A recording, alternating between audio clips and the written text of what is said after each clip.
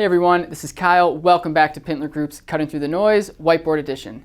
Today we're talking Google Search Console, and we're talking specifically about Google Search Console content. What is it, how do you use it, and what insights can be gained?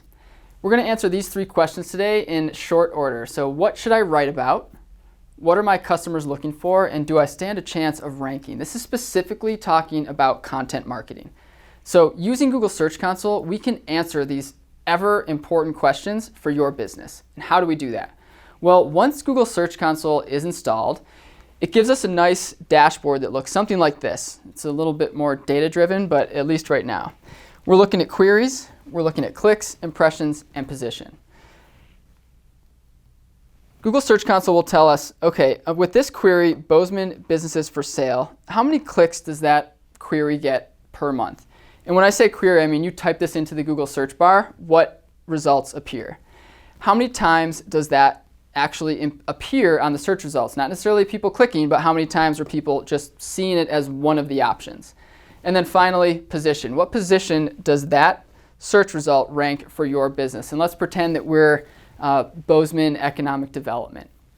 So we're wondering, hey, is this an article that's worth writing? In this case, the argument could be made that most definitely this should be an article that your team writes about, researches, and publishes. Why?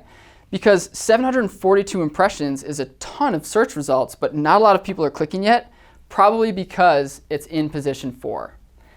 So your team could get together, write Bozeman businesses for sale, add some really great pictures, add maybe an interview, a quick podcast interview, whatever you want to do, and making sure that that content matches the searcher's intent.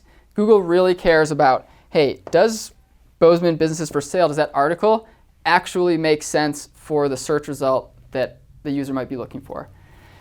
What are my customers looking for? We answered that question. And then finally, do I stand a chance of ranking? We answered that question by seeing that, sure, we are in position 4. Perhaps you're thinking about writing an article about top places to move.